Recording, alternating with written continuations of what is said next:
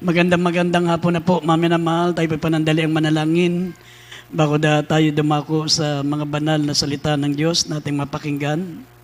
Tayo muna'y manalangin, mga minamahal ko. Opo, dakilat mapagpala po naming Ama, Diyos na makapangyarihan sa lahat. Sa makapangyarihang pangalan ng aming pinakamamahal na Panginoon, kami po yung nagpupuri. Nagpapasalamat po kami, malapang noon na nilangas sa mga bawat yugto na yung banal na gawain. Salamat sa pagkilos mo sa aming kalagitnaan. Minsan pa kaming lumalapit sa iyo, Panginoon. Dalangin po namin na pagpalain mo po ang iyong mga banal na salitang mapapakinggan po namin. Patuloy mong buksan ang aming puso, ang aming pangunawa, Panginoon. Nawa, Panginoon, maunawaan po namin ang kalagahan ng paglilingkod sa iyo. Higit sa lahat, malapang kayo maglagay ng mga salita mo sa akin, bibigsagan ng akin. Wala po akong magagawa, Panginoon. At aming sinasaway lahat ng gawa ng kalaban, demons of unbelief and doubts, demons of hindrances. We bind the power of darkness in Jesus' name. In Jesus' name, amen and amen. Praise the Lord. Everybody shout, praise the Lord. Mahina, maminamalat po tayo magsabing, praise the Lord. Amen. God bless you, maminamahal. At habang inianda po natin ang ating mga talata dito sa Galatians chapter 1, verse 3 and verse 4, ako po yung nagpapaabot ng pinakamataas na pagsamba, pinakamataas na pagpupuri, pagluwalhati, pagdakila, karangalan sa ating Diyos nating pinaglilingkuran. At gayon din, nagpapaabot po tayo ng pagbati at paggalang sa lahat ng mga beloved children, the Almeida family, sa mga apo, mga manugang natin beloved pastor. Patuloy po nating inaalala mga hindi malilimutang aral natin beloved pastor Evangelist Wilde Estrada Almeida, beloved Assistant Pastor Lina C. Almeida, at sa lahat ng mga minamahal natin mga manggagawa, mga awit, manunugtog, sa ating beloved instrumentalist, sa ating mga mangangaral na kasama po natin ngayon, sa ating mga webcast viewers, Luzon, Visayas, Mindanao, mga kapatiran natin sa Maynila, lahat po ng mga kapatiran natin sa Ibayong Dagat na nanonood po sa oras na ito. Maminaman magandang hapon po sa inyo at tayo po ay mag-aral ng mga banal na salita ng Diyos. Kaya hindi buksan po natin ang Galatians chapter 1, verse 3 and verse 4. Dito po sa Galacia, Kapitulo 1, talatang 3 hanggang 4. Sumainyo nawa ang biyaya at kapayapaan mula sa Diyos na Ama at sa ating Panginoong Hesukristo, na siya nagbigay sa kanyang sarili dahil sa ating mga kasalanan, upang tayo mailigtas dito sa kasalukuyang masamang sanlibutan ayon sa kalooban ng ating Diyos at Ama. Amen. Amen. Amen. Maminamal ang ating paksa ay pamagatan po nating deliverance from an evil age. Yung sabi, kaligtasan sa kasalukuyang masamang sanlibutan. Alam niyo mga minamahal,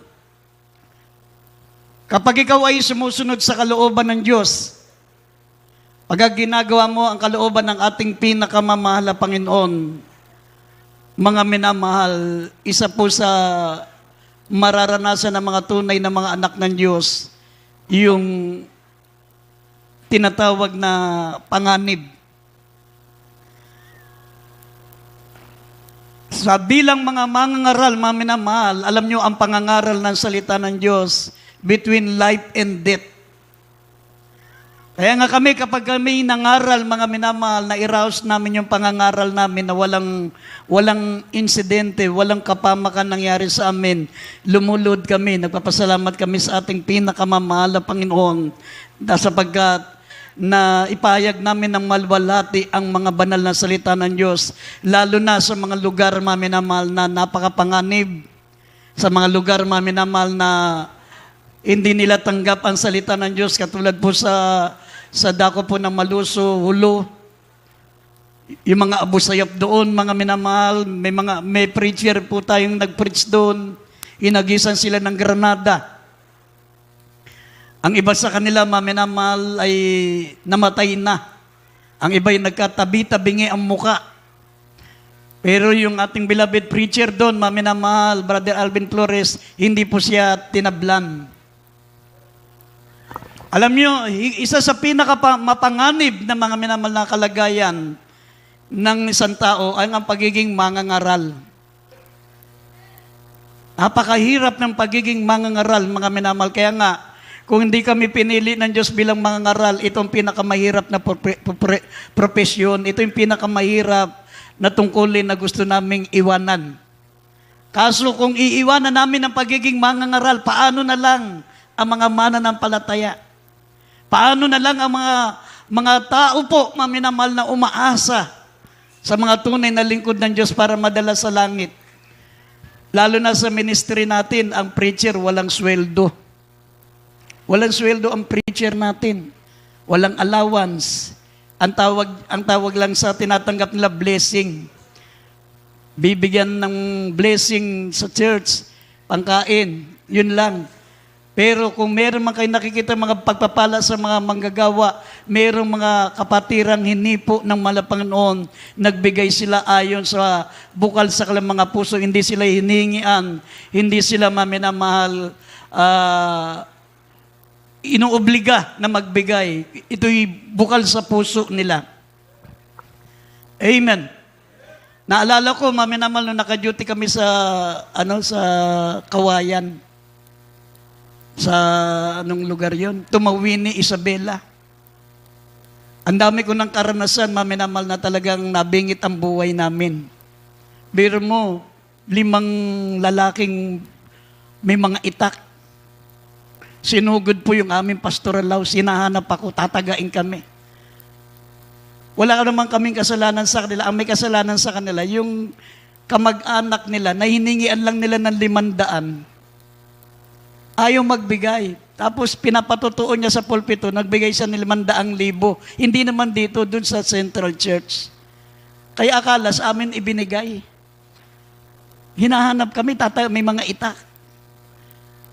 Pero kahabagan na malapang nun, ang liit-liit ng pastoral house, hindi kami nakita. Amen. Biro mo, mga lasing, nagwawala sila, pinagsisira lahat ng gamit.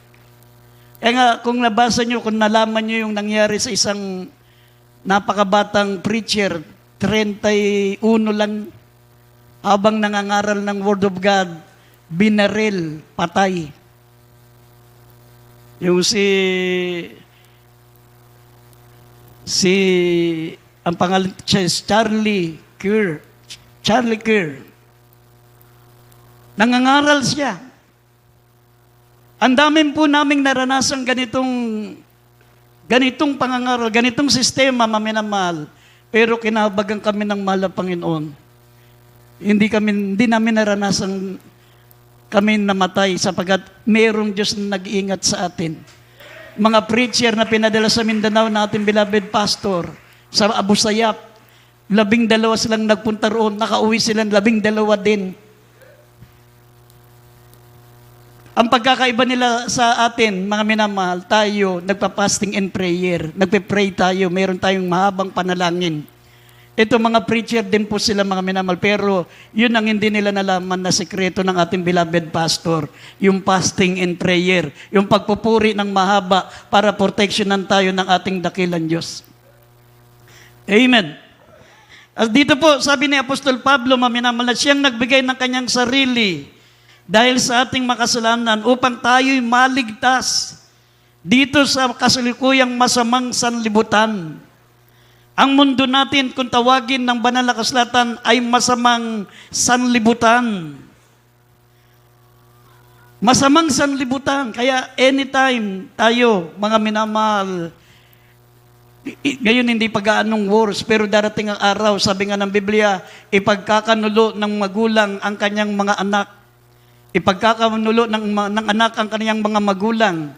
Ang kapatid na lalaki, pagkakanulang ka lang kapatid na babae, darating ang araw na yan, maminamahal, sapagkat habang tumatagal tayo sa paglilingkod sa Diyos, talagang pahirap ng pahirap ang ating paglilingkod. Kaya kailangan kumapit po tayo, maminamahal, sa ating dakilang Diyos. Kaya napakapalad po natin sa ministeryong ito kasi itinuro sa atin ang ating beloved pastor ang masiding panalangin. Yung mag-pray ang mga manggagawa 10 hours sa gabi, 3 hours a day. Bali 13 hours a day, maminamahal.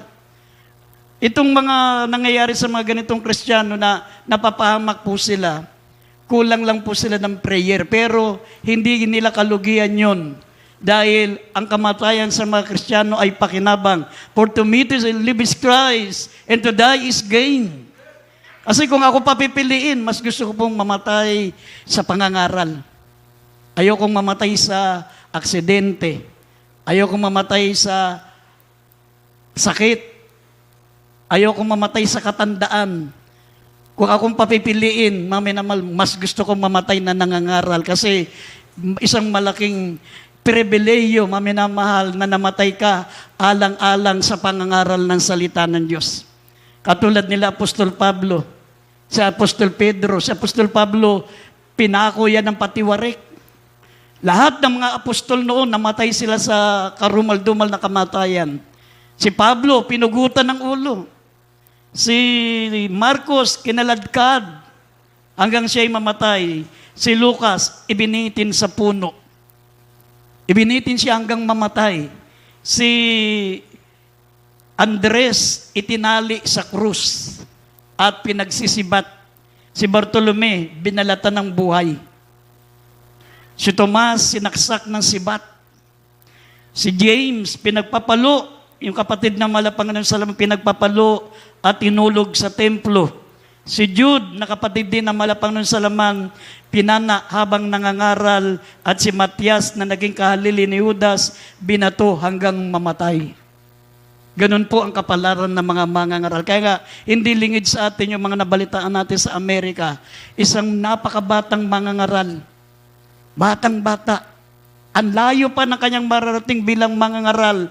Pero sa isang iglap, namatay po siya, mga minamahal. Binaril po siyang nangangaral. Ganun kapanganib. Kaya nga, kung hindi po namin sasabihin ang katotohanan, mga minamahal, na salita ng Diyos, kung hindi namin sasabihin ang totoo na mga katotohanan na nasa Biblia, katulad ni Herodes, kung mabasa niyo yung Acts chapter 12, verse 31 up to 21 up to 23, pag ang mga ngaral, maminamahal, kapag ang isang mananalumpati nagsalita, hindi niya binigay ang kalulatian sa Diyos. Pag ang pangaral niya, maminamahal, ay puro haplos, puro magagandang salita, hahangaan siya ng mga nakikinig. Pero kapag ang isang mangangaral, ang kanyang layunin ay para ang mga kapatiran uminit sa paglilingkod sa Diyos, maging tapat, magkaroon ng malaking takot sa Diyos, talagang kaiinisan ka, kakaayawan ka, talagang kasusuklaman ka pa. Ito, itong bumaril sa kanya, preacher din. Preacher din. Siguro hindi natin alam anong motibo niya. Ang kanyang, hindi natin alam kung anong motibo. Basta mananampalataya din. Mananampalataya din. Binaril siyang patago. Kaya napakahirap ang preacher, maminamahal. Pag medyo tinutuwid mo, tinatama mo, masusuklam sa'yo, magagalit sa'yo mga kapatira. Minsan may mga kapatirang hindi makatingin sa preacher. Pero tandaan nyo, kung sino yung mga preacher, maminamahal, na akala mo matapang, pero yan ang totoong may pag-ibig sa inyo. Sabi ng Biblia, open rebuke is better than to secret love. Amen. Tignan mo si Herodes. Puro magagandang mga talumpati, puro mabuti ang sinabi niya, hinangaan siya. Kasi pag kinuha mo ang kalulatian ng Diyos, nangaral ka, tapos itinaas mo ng tinaas yung sarili mo, hindi mo itinatama ang kanilang pananampalataya. Sabi, rebuke, reproof, magturo ka, sumuway ka, sumawata ka. Yan ang tunay na mangaral. Pag hindi mo ginawa yan, hindi ka tunay na preacher ng Diyos. Kaya nga may mga preacher dito dati, once upon a time nakasama natin, hinangaan ka agad ng kapatira kasi hindi nagre-rebuke. Ang Diyos ay mabuti, ang Diyos ay dakila, ang Diyos ay pag-ibig. Kaya hinangaan ka agad ng kapatira. Hindi totoong mangaral yung ganun. Paglipas nila pa na nakulong. Ang Diyos natin, mga minamahal, gusto niya, lahat tayo sama-sama sa langit. Ang mga totoong mangangaral, mga minamahal, sabi ng Biblia, ipangaral mo ang Ebanghelyo, ipangaral mo ang salita, sumaway ka, sumuwata ka, magturo ka. Sapagkat darating ang araw, hindi nila tatanggapin ang mga mabubuting aral. Darating ang araw, pag nag-drain ang Antichrist, magbabayad yan ng mga mamahaling mga mangaral, magagandang magsalita, magagaling magtalumpati, pati mga mananampalataya, ahanga sa Kanya. Alilikuran nila yung mga dati nilang mangaral kasi isipin nila mas magaling mangaral ito. Pero ang totoo nun, maminamal, yun ang paraan ng dyablo para ilayo tayo sa ating dakilang Diyos. Amen. Kaya nga, dito po sa banal na kasulatan, maminamahal, ano yung tinutukoy ni Apostol Pablo? Sabi niya, maminamahal, na ibinigay ng mahal na Panginoong Kristo ang kanyang sarili upang tayo po'y mailigtas sa ating kasalanan, upang mailigtas din tayo sa kasalukuyang masamang sanlibutan. Tayo po'y nasa masamang sanlibutan, mga minamahal. Amen. Yung tinutukoy dito na Paul, sabi ng Biblia, the evil of their ages, yung masamang sanlibutan, yung mga false doctrine, mga false religion, false gospel. Ngayon, tignan nyo yung cellphone nyo, mga minamahal, makita nyo, ang daming magagaling mangaral. Ang galing magsalita, talagang hahanga ka. Pero makikita mo ang totoong mangaral, mga minamahal, sabi ng Biblia sa 2 Timothy chapter 4 verse 2 up to 3, mangaral ka, sumuwata ka, sumaway ka, magturo ka. Pero yung mga hindi tunay na preacher, mami naman mapapanood nyo, makita nyo sa Facebook, makita nyo sa mga cellphone nyo, ang gagaling magtalumpati. Ang gagaling mangaral. Minsan, pakinggan mo, maiiyak ka. Minsan, talagang hahanga ka. Sabi, siguro isipin nyo pag napanood nyo, sana ganito kagaling yung aming preacher. Pero tandaan nyo, ang totoong mangaral, sila po, mga minamahal, ay sumusunod sa kalooban ng ating pinakamamahal na Panginoon. Sabi ng banal na kasulatan, ang mga mangangaral, ang tunay na mangangaral, sinabi ng banal na kasulatan, sumuwata, sumaway, magturo, mangaral, sapagkat darating ang araw, hindi na nila titiisin ang mga mabubuting aral, kundi mamimili sila ng katinantay nga. Mamimili na sila ng katinantay nga. Ibig sabihin ng katinantay nga, yung pag ayaw nila rito, wag tayo dito, pangit yung preacher, hindi maganda mangaral, lipat tayo. Mamaya, mayroon na naman silang hindi napakinggan, lipat na naman tayo, ibang station na naman tayo, punta naman tayo sa ganito. Yun yung mamimili ka ng katinantay nga. Mamimili ka ng katinantay nga. Ikaw na mamimili ng preacher mo. Pag hindi mo kursunada yung preacher, lipat ka sa ibang station, lipat ka sa ibang station, hanggang hindi mo na magustuhan, lipat ka na sa ibang church. Kasi hinahanap mo yung mabuting preacher. Pero tandaan nyo, maminamal, ang totoong preacher, nasa 2 Timothy chapter 4, verse 2 up to 3. Sumasawata, sumasaway, nagtuturo, sabi ng Biblia, sapagkat darating ang araw, hindi natitiisin ng mga tao ang mga totoong pangaral ng salita ng Diyos. Sabi dito, basahin po natin sandali. Itong singit natin, 2 Timothy chapter 4, verse 2 up to 3. Idagdag natin. Dito po 2 Timothy chapter 4, verse 2 up to 3. Ipangaral mo ang salita, magsikap ka sa kapanahunan at di sa kapanahunan. Sumawata ka, sumaway ka. Mangaral ka ng may buong pagpapahinuhod at pagtuturo. Sapagkat darating ang panahon na hindi nila titisin ang magaling na aral, kundi pagkakaroon nila ng katinang tainga at magsisipagbunton sila sa kanilang sarili na mga gurong ayon sa kanilang sariling mga masamang pita. Amen. Amen. Amen. Kaya, yung nabaril na preacher, maminamal sa Amerika, ang pinaka-problema sa kanya, kaya siya binaril, sumasawata siya.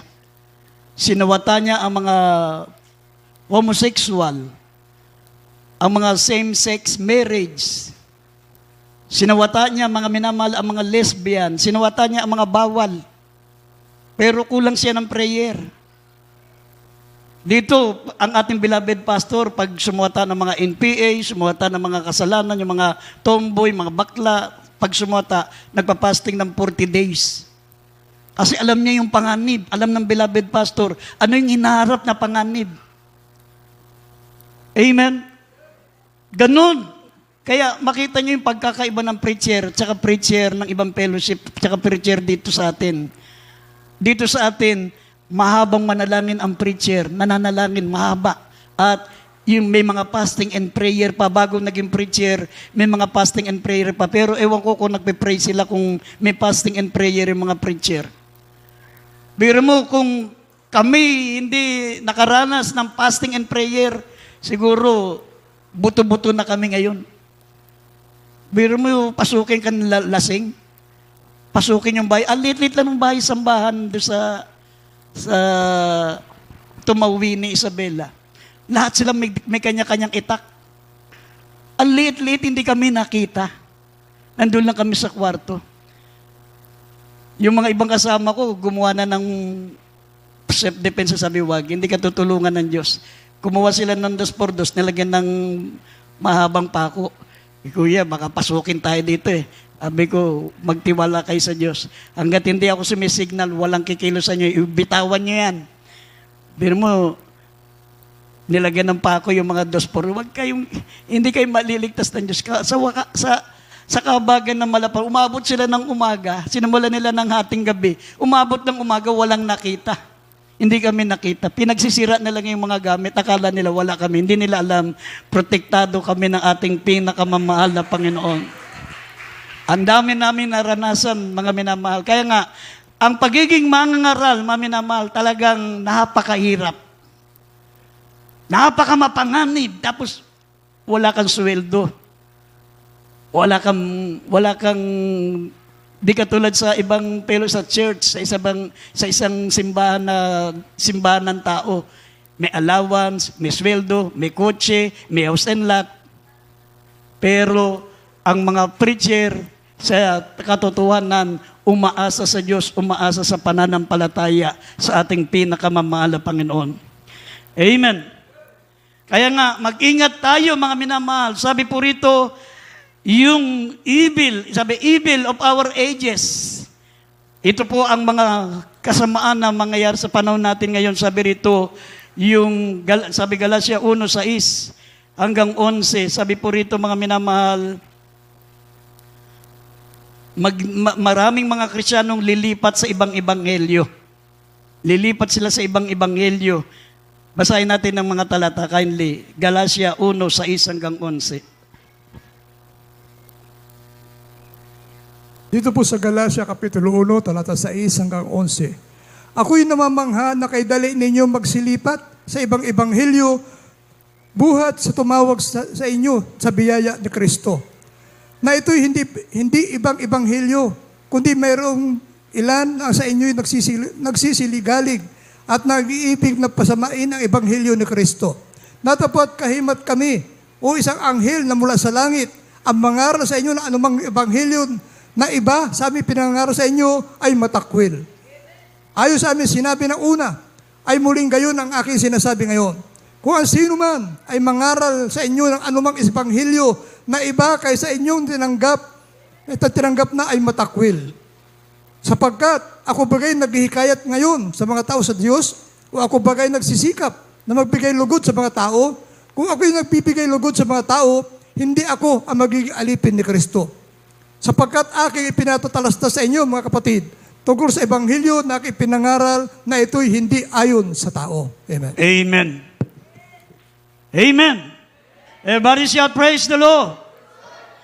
Kaya nga, mga minamahal, gusto naming ipaalam sa inyo na dito sa ating ministry, mga minamahal, ang tunay, ang mga mangangaral ng salita ng Diyos ay mga tunay na mga mangangaral ng salita ng Diyos.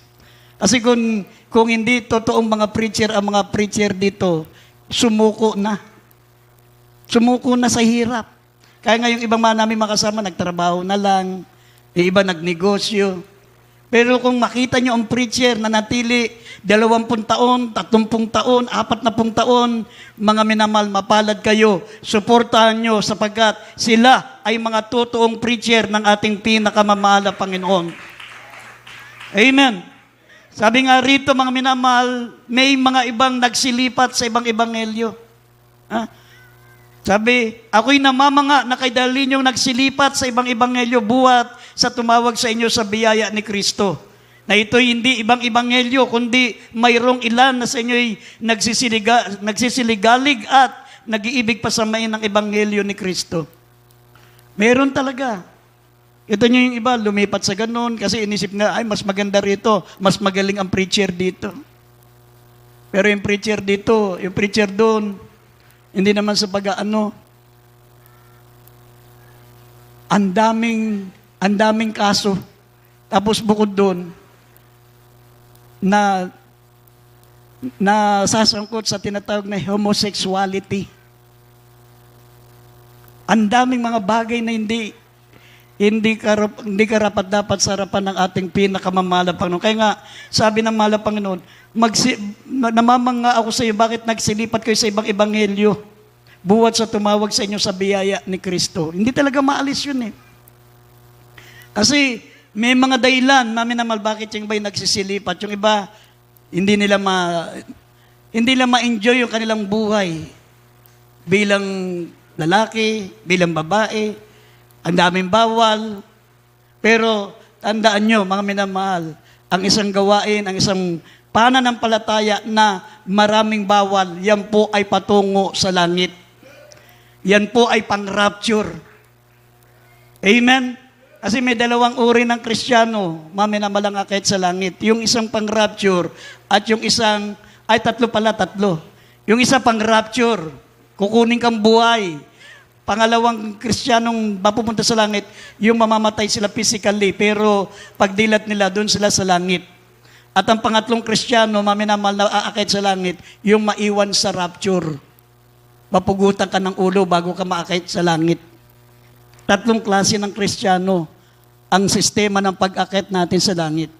Kaya kung gusto mong makasama sa rapture, sinabi ng Biblia, maminamahal, magpakainit tayo, maging matapat tayo sa paglilingkod sa Diyos. Pag sinabi ng preacher, dumalo tayo 3 times a week, pilitin natin, sikapin po natin. Hindi para sa amin yan, maminamal, para sa inyo yan. Kami nga, once upon a time, ang ganda ng trabaho namin, ang ganda ng kinikita namin, iniwan namin, nag-full-time worker kami. Nakakadalo na ako ng 3 times a week noon, pero hindi pa ako sigurado na makakait sa langit. Kasi pagkasama ko yung mga barkada ko, napapasama na naman ako sa mga bisyo. Sabi ko, mag full-time worker na lang ako para siguradong wala ng bisyo. Kaya nag-full-time worker ako. Ganun, mga minamahal. Kaya kung gusto mong makasigurado, makatiyak, mga minamahal, pilitin po natin. Ang pinag-uusapan po dito yung kaligtasan ng ating mga kaluluwa. Amen? Sabi rito, mga minamahal, ayon sa aming sinasabi sa inyo muling gayon ang aking sinasabi, kung sino mang mangaral sa inyo na namang ebanghelyo na iba sa inyong mga tinanggap na ay itatakwil. Itatakwil ng Diyos. Ibig sabihin, ang ebanghelyo ay pare-pareho lang. Ang totoong ebanghelyo, walang bawas, walang kulang. Si Kristo ang kinikilalang Diyos. Ang signs and wonders and miracles, nagmamanifest pa rin, maminamahal. Kung ano ang turo ng mga alagad, ganun pa rin ang turo ng mga tunay na mga ngaral. Pero kung iba na yung tinuturo, hindi na ebanghelyo, si Kristo tao na. Hindi na ebanghelyo yan. Yung wala ng kabanalan, pwede nang magpantalon ang babae, pwede nang maglagay ng kolarete sa muka, magsuot ng mga kwintas. Hindi po ebanghelyo yan. Ang tunay na ebanghelyo, napakalinis, napakabanal. Amen. Marami talaga tayong susundin. Talagang dadaan ka sa butas ng karayom. Sabi nga, makitid at makipot ang daan patungo sa buhay. Kaunti ang makasusumpong nito, ngunit malapad at maluwag ang daan sa kapamakan. Maraming gustong pumaroon. Talagang mahirap po talaga ang pagpasok sa langit. Makitid, makipot. Nasa Mateo 7:13 hanggang 14. Kailangan mo talagang sumunod. Hindi pwedeng hindi ka sumunod. Kasi meron 3 kategory ang pag-akyat sa langit. Sabi ko nga po sa inyo, may 3 kategorya. Una-una, rapture. Kukunin ka ng Diyos, buhay. In a twinkling of an eye, in a moment. Sabi sa pagtunog ng trumpeta, anytime. Kukunin tayo ng mahal na Panginoon. Pagpikit mo dito sa lupa, siyang pagdilat mo sa langit, yan po ang rapture. Pangalawa, death, yung kamatayan. Pag nakita ng Diyos, hindi ka nagpupursige, binabaliwala mo ang salita ng Diyos, kukunin ka na lang niya. Kukunin niya yung physical mo. Mamamatay tayo physically, pero yung kaluluwa natin mapunta sa langit. Maligtas tayo. At pangatlo, ang pinakamahirap na paraan ng pag-akyat sa langit, yung maiwan sa rapture. Sabi ng mala pastor, 1% na lang. Kasi bago ka pugutan ng ulo, bago tanggalin yung ulo mo, mapunta ka sa langit, pahihirapan ka, babalatan ka ng buhay, tatanggalin yung mata mo, tatanggalin yung tenga mo, lahat ng parusa, lahat ng tormented, lahat ng torture, gagawin sa iyo para isuko mo lang ang pananampalataya mo sa Diyos. Amen. Kaya nga, mahalaga, maminamahal na tayo po'y magtagumpay. Sabi rito, maminamahal sa banal na kasulatan, darating ang araw. Sabi, kasusuklaman ka ng sanlibutan. Sabi rito, the danger with unbeliever, yung panganib natin sa gitna ng mga hindi mananampalataya. Balang araw, pati magulang mo, ipagkakanulo ka. Kapatid mo na hindi mananampalataya, ipagkakanulo ka. Sabi rito, kasusuklaman kayo ng sanlibutan. Pag ikaw ay Kristiyano, dapat maging handa ka. Kaya tayo nag-aaral ng salita ng Diyos para alam natin ano nang mangyayari sa paligid natin, anong mangyayari sa panahon natin. Alam mo na, naka-ready ka na. Hindi yung puro blessing ang hinihintay mo, puro pagpapala, puro sarap ng buhay ng pagiging Kristiyano. Hindi po. Minsan, sabi nga, minsan tag-ulan, minsan tag-init, minsan panahon ng pagpapala, minsan panahon ng pagsubok. Ganun ang pagiging Kristiyano. Hindi puro kasaganan. Katulad dito, nasa time tayo ngayon ng kalayaan. Nasa time tayo na malaya tayong sumamba, malaya tayong makapaglingkod. Pero sabi ko sa inyo, darating ang araw, mawawala ang kalayaang ito. Magkakaroon ng one world, one government, one religion. Bawal ng magdala ng Biblia. Bawal na itong ginagawa natin, darating ang araw.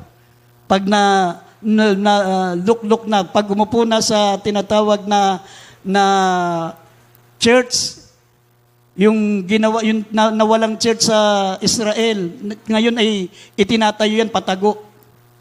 Hindi, sekreto lang yan. Unti-unting ginagawa na yung the third temple, kung tawagin. Pag umupo doon, mga minamahal, ang Antichrist, dyan na. Magkakaroon na mga minamahal ng tinatawag na the persecution, the great persecution. Bawal na ang Biblia. Bawal na ang pagsamba natin. Sasamba ka na sa mga Katoliko, sa mga may mga graven images. Wala ng Biblia. Ipagbabawal na ang ganitong pagsamba. Kaya nga, maging handa tayo para bago mangyari yan, mag-rapture muna, maminamahal. Nasa 2 Thessalonians chapter 2, verse 9. Sabi, ang iwaga ng kasamaan ay gumagawa na dangan lang may pumipigil hanggang alisin ito. Ang pumipigil sa kanila yung church. Mag-rapture muna bago magkaroon ng tinatawag na greatest tribulation, ang persecution, ang pagbabawal ng pagsamba sa Diyos, ipagbabawal na yan, mga minamahal. Kaya basahin natin yung sinabi kong talata, Brad, pakibasa. John 15:18 up to 21.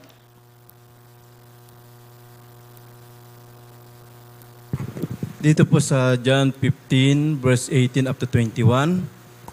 Kung kayo'y kinapuputan ng sanlibutan, ay inyong talastas na ako muna ang kinapuputan bago kayo.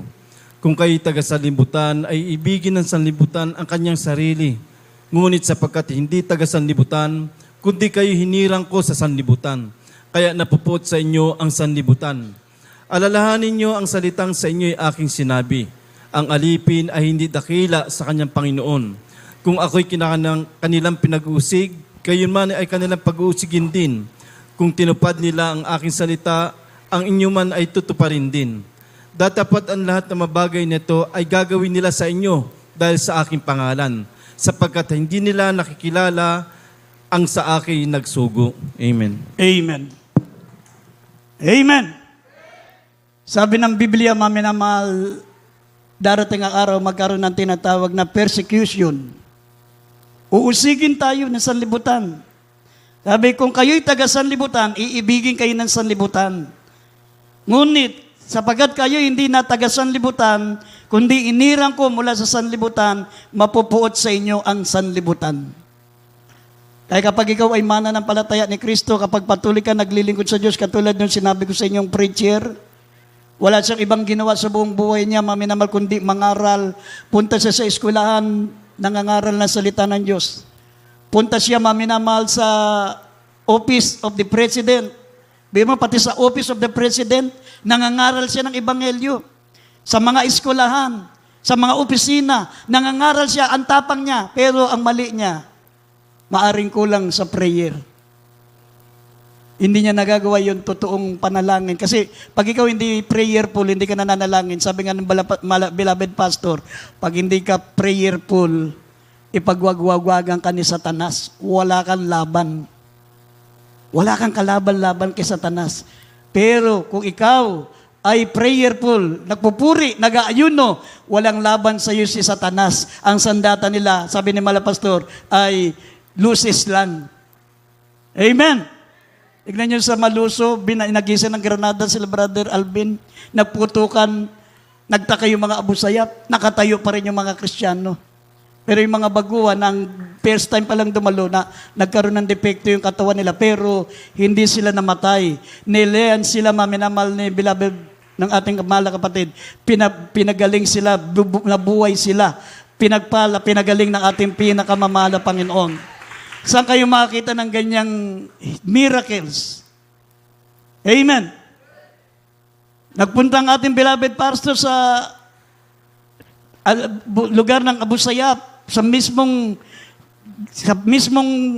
ano nila, kampo nila. Araw-araw na sa panganib sila, pero mga minamahal, hindi sila nabawasan. Nakauwi sila 13 pa rin. Amen. Walang nabawas sa kanila kahit isa. Pati yung kanilang ipinanalangin, pati yung dahilan ng kanilang pagpunta doon, yung mga sipadan hostages, 21 sipadan hostages, hindi nabawasan. Lahat, nakauwi lahat dahil sa panalangin ng ating beloved pastor. Alam niyo saan naganib ang buhay nila? Nung nagkaroon na ng no man's land. Sabi ni dating presidente ni Erap, sabi niya, no man's land. Lahat ng taong makita nyo doon, mapabiyag nila o no man's land, wala nang ititira. Pulbusin na lahat, mapa-Abu Sayyaf, mapangkaraniwang tao, mapa-hostages, no man's land, patay na lahat, wala na, basta mapulbos lang sila. Alam nyo, maminamahal, tuwing babagsak ang mga bomba ng mga gobyerno, babagsak doon sa kinalalagyan ng ating beloved pastor, bilang lumiiwas. Parang may isip, umaalis, pumupunta doon sa lugar na wala sila. Amen. At nakauwi sila, maminama, 13 nakauwi sila. Kasi nauna na si Brother Danny. 12 nakauwi sila. Lahat sila, walang galos, walang sugat, walang putol ang paa. Lahat, mga minamal, ibig sabihin, napaka-makapangyarihan ng Diyos natin dahil ang ating beloved pastor ay prayerful. Ang mga mananampalataya ay prayerful. Kaya nga, sabi ng Biblia, huwag mong biruin si Satanas dahil kapag ikaw ay Kristiyano, ang kalaban mo, una-una si Satanas. Pangalawa, ang sanlibutan. Pangatlo, yung sarili mo. Ganun, pag Kristiyano ka, kaya nga, you must be prayerful. Kailangan maging prayerful ka. Pag nangangaral ka ng Ebanghelyo, wala kang kapangyarihan. Pag hindi ka prayerful, pag hindi ka nagpupuri, pag hindi ka nananalangin, gaya ng laging ginagawa ng ating beloved pastor, tatawanan ka lang ng dyablo. Biro mo, ang layo-layo ng bumaril, tinamaan siya. Sa atin, hinagisa ng granada, katabi lang nila yung nagagis ng granada doon sa sa Maluso, Mindanao. Katabi lang nila. Walang namatay, walang napahamak, nagkaroon ng depekto yung katawan, pero lahat sila pinagaling ng ating pinakamamahal na Panginoon. Amen. Yun ang pagkakaiba natin, maminamahal. Kaya dapat, ibig sabihin, pinakikita sa mga pangyayari ng mga experience natin, ipinakikita dyan, meron kasing 3 kategory ang Kristiyano.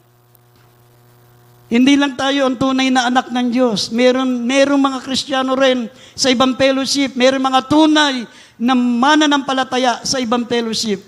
Pero katulad ng sinabi ko sa inyo, may 3 kategory.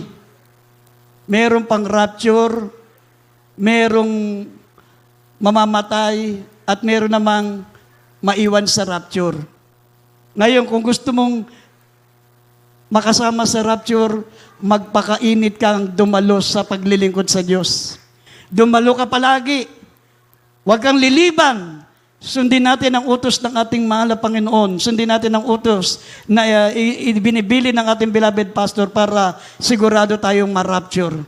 Palakpakan natin ang ating pinakamamahal na Panginoon.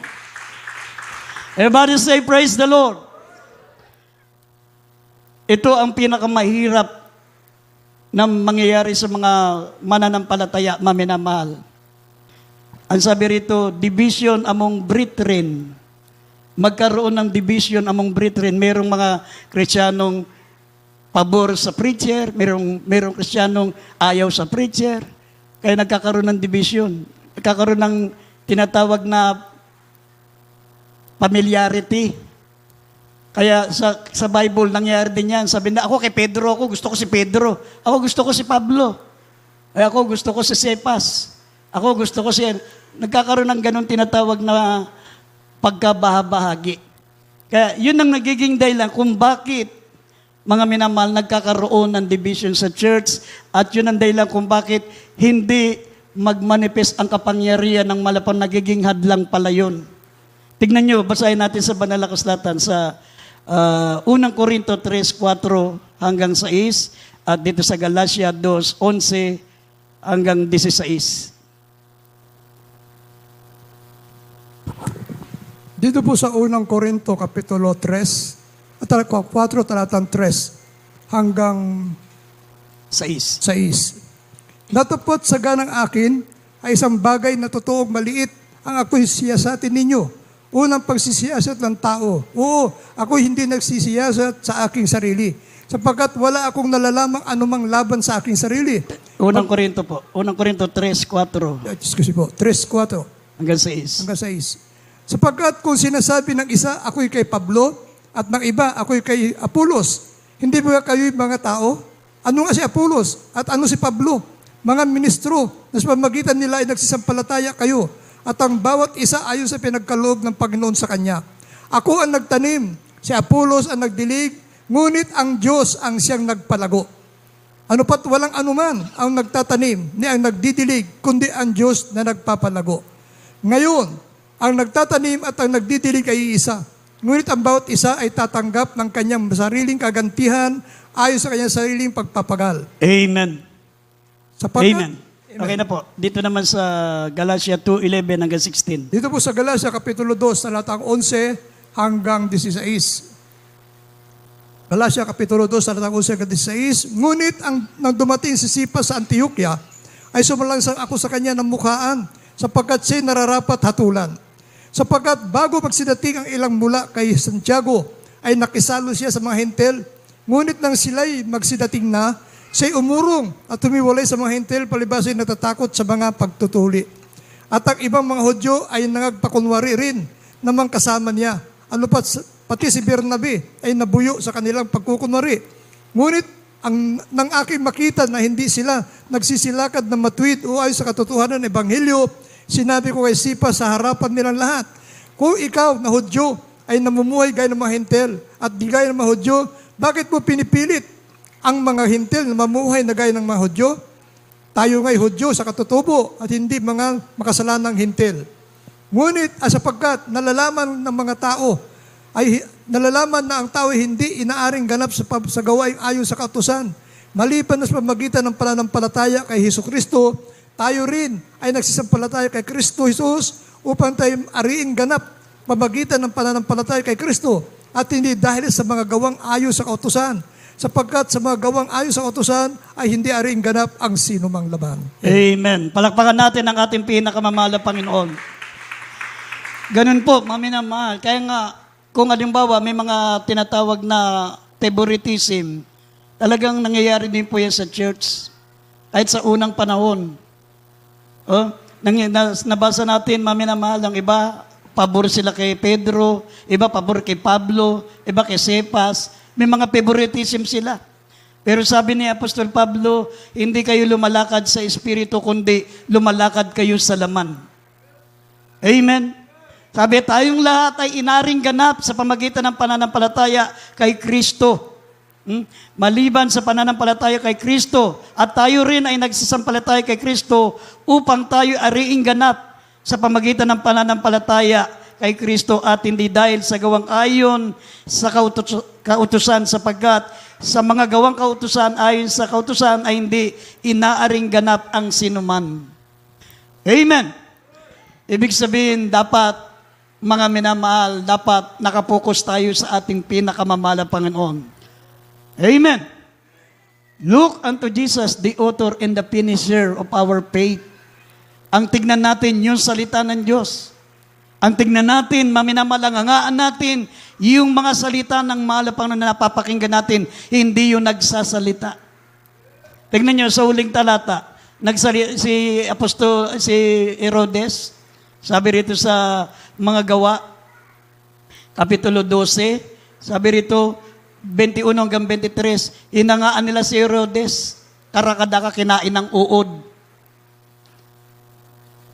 Wag niyong hangaan ang sino mang preacher at hindi niyo rin dapat katisuran ang tanggapin niyo yung mga salita ng Diyos na pinangangaral nila sapagkat ito ang magbibigay sa atin ng buhay na walang hanggan sa piling ng Diyos. Amen. Basahin natin maminamal itong mga gawa 12, 21 hanggang 23. Dito po sa Gawa, chapter 12, verse 21 up to 23. At isang takdang araw na nagsuot si Herodes ng damit hari at naupo sa luklukan. At sa kanila'y tumalumpati. At ang bayan ay sumigaw, tinig ng Diyos at hindi ng tao. At pagdakay sinaktan siya ng isang anghel ng Panginoon sapagkat hindi niya ibinigay ang kaluwalhatian ng Diyos. At siya'y kinain ng mga uod at nalagot ang hininga. Amen. Amen. Amen. Ibig sabihin yan, mga minamahal, dapat ang bawat mananampalataya nakatingin sa Diyos. Amen. Sabi, look unto Jesus, the author and the finisher of our faith. Pag nakatingin ka lagi sa Diyos, kahit minsan nasasaktan ka sa pangaral, hindi ka masasaktan dahil ang pinaglilingkuran mo ay ang ating mahal na Panginoon. At hindi ka rin nahanga kung sino man ang preacher. Bakit? Sapagkat nakatingin ka sa Diyos, maminamal. Pag ginangaan mo ang preacher, ikaw rin ay parurusahan ng ating malapanong. Gusto ng malapanginoon, mga minamal, siya lamang po ang ating sasambahin, siya lamang ang ating hangaan, siya lamang ang ating pong iiduluhin. Sabi ng Biblia, maminamal, sa Biblia, kung mabasa nyo rin yung Acts chapter 10, verse 25 and 26, si Pedro nilura ng senturyon. Nagalit si Pedro, sabi niya, wag mo kong luran, ako'y tao lang din. Ang sambahin mo ang Diyos na lumika ng langit at lupa. Amen. Ibig sabihin, maminamahal, dapat wala tayong ibang hangaan, wala tayong ibang titignan sa ating paglilingkod sa Diyos, kundi ang ating pinakamamahal na Panginoon. Yung nabaril, hindi natin alam kung anong mga pagkukulang niya, kung anong kamalian niya. Pero pag ikaw ay sumusunod sa kalooban ng Diyos, sabi na Isaias 54:17, walang sandatang ginawa ng tao na tatalab sa mga totoong anak ng Diyos. Amen.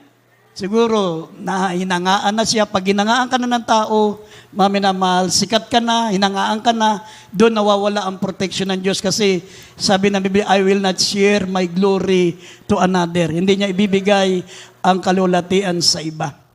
Amen. Everybody shout, praise the Lord.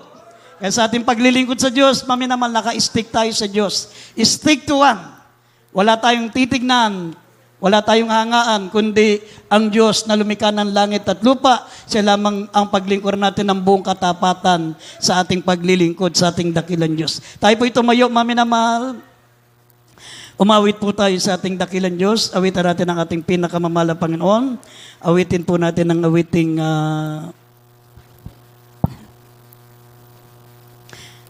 Aking Diyos. Tayo po'y sama-sama munang umawit bago tayo dumako sa ating mga kahilingan, mami na mahal. Tandaan po natin, sa ating prayer, mami na mahal, imposible tayong hindi pakinggan ng Diyos. Bakit? From the start, mula sa simula hanggang sa dulo, mami na mahal, ang ginawa natin ay kalugod-lugod sa Diyos. Nagpuri tayo, nagpatotoo tayo, nagbigay tayo, nakinig tayo na salita ng Diyos. Lahat yan ay for the glory of God. Ngayon, mami na mahal, tayo naman ang hiling sa ating mahal na Panginoon. Tutugunin tayo ng ating dakilang Diyos, kundi tayo mag-aalinlangan. Bago tayo dumako sa ating intercessory prayer, awitan natin ang ating mahal na Panginoon.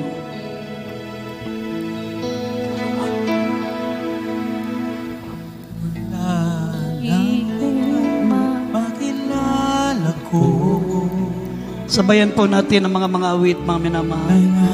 ako na buhay, ialay sa'yo, Sapagkat mahal kita, awit ko'y sumasamba. Dalangin kong ito'y tanggapin mo. Nang magtagal ako sa piling mo, sambit ng labi ko'y laging papuri sa'yo. Di ko lubos na maisip, ang tulad ko ay inibig. Dalangin kong pag-ibig ko sa'yo'y di malamig. Aking Diyos, naririto ako. Ang papuri at pagsamba iaawit ko sa iyo. Aking Diyos, ikaw ang buhay ko. Nais ko'y laging madama ang init lang pag-ibig mo.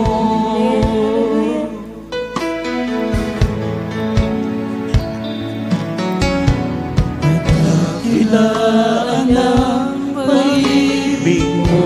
Umawit po tayo, mami naman nandiyan po lyrics ng awitin.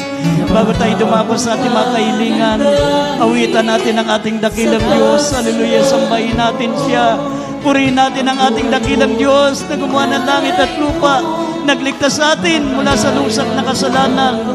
Hallelujah, hallelujah. Salamat ko ay para lang sa'yo, aking Diyos, naririto ako. Ang papuri at pagsambay inaawit ko sa iyo, aking Diyos, ikaw ang buhay ko. Ang nais ko'y laging madama ang init ng pag-ibig mo. Kadakilaan ang pag-ibig mo, napahamak ka ng lahit sa kasalanan ko. Ang buhay mo'y inialay mo, mapalaya mo lang ako. Kaya't pasasalamat ko ay para lang sa'yo, aking Diyos.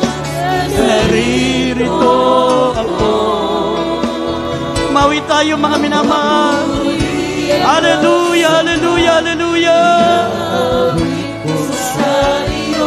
Aking Diyos, Ikaw ang buhay ko. Ang nasidaging madama, ang init na pag-ibig mo. Aking Diyos, naririto ako.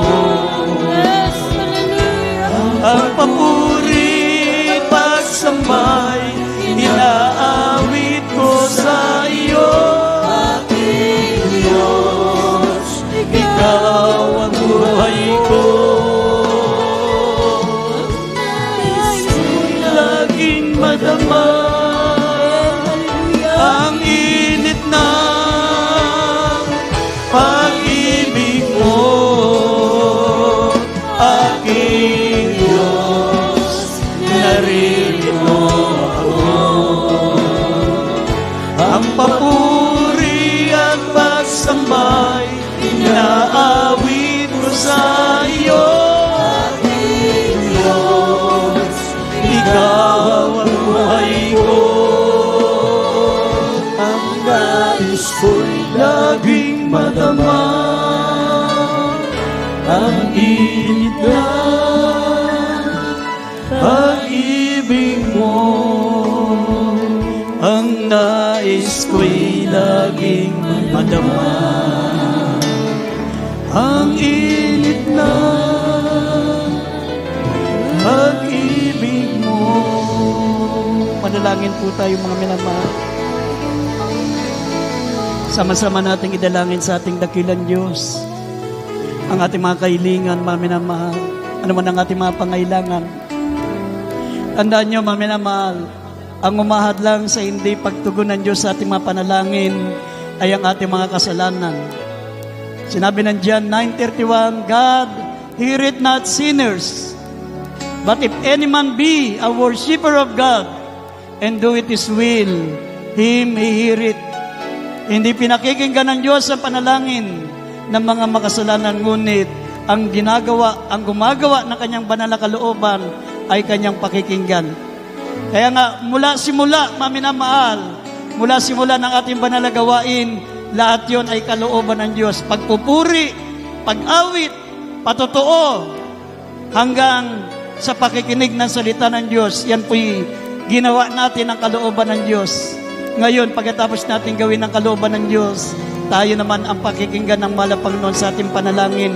Kaya nga, magkaroon kayo ng desire na pakinggan ng Diyos ang ating mga panalangin, sapagkat pag hindi ka nagnanais pakinggan ng Diyos ang panalangin mo, nagkakasala ka pa rin sa harapan ng Panginoon.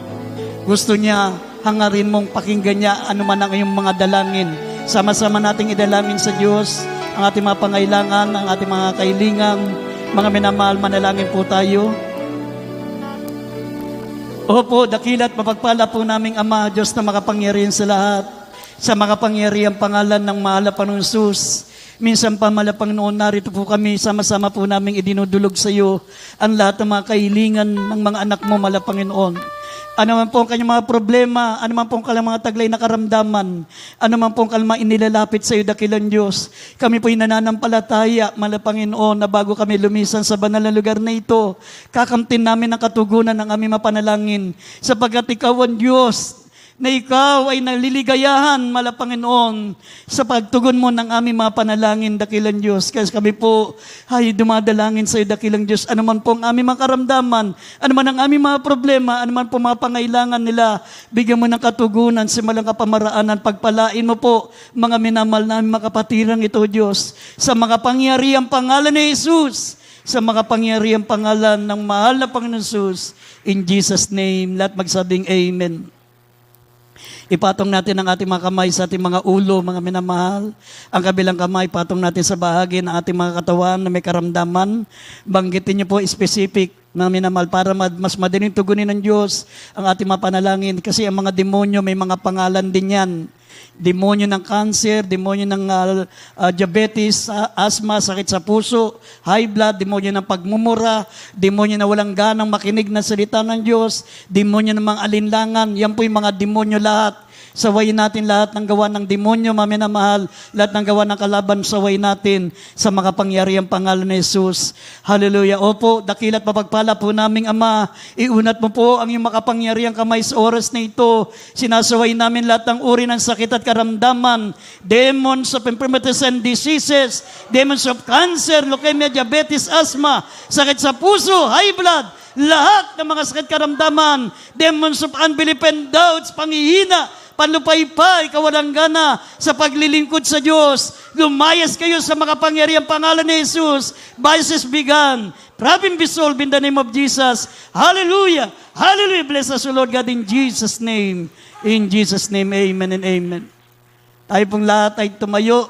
Sabay-sabay tayong tatalon, mga minamahal.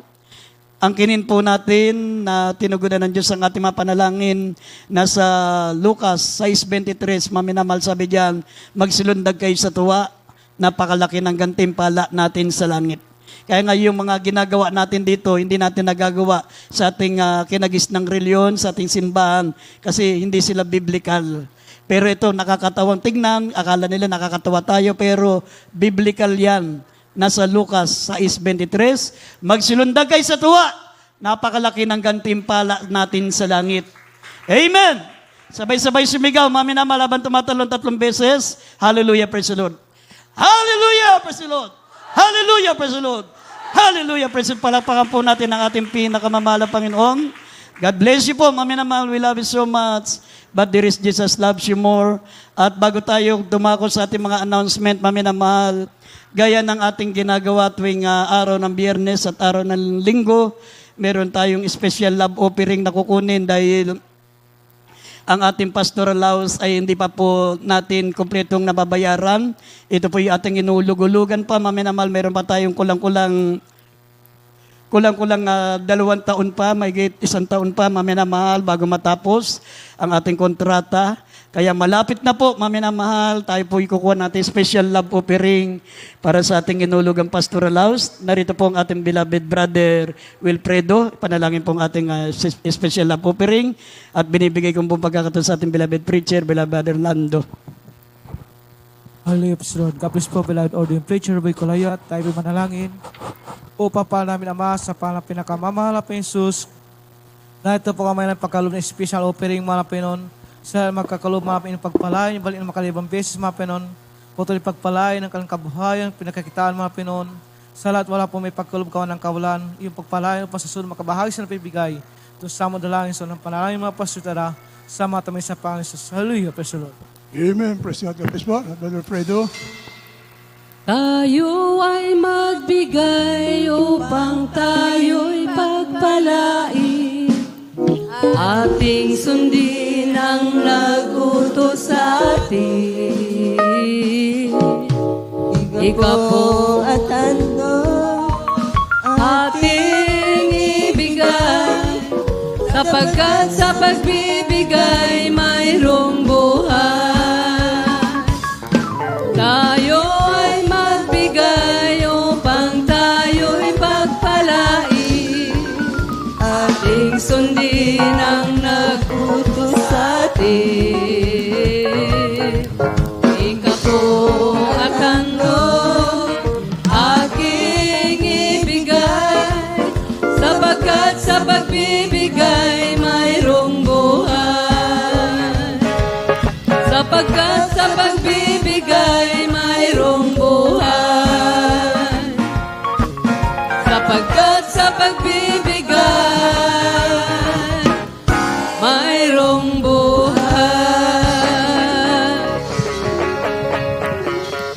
Amen. Praise God. Puri po ating Panginoon Jesus. God bless po ating mga church singers at Diyos mas magpala sa lahat po na nakakaloob. Praise God. Tapos na po yung awit. Tapos na yung awit kayo nili gitara.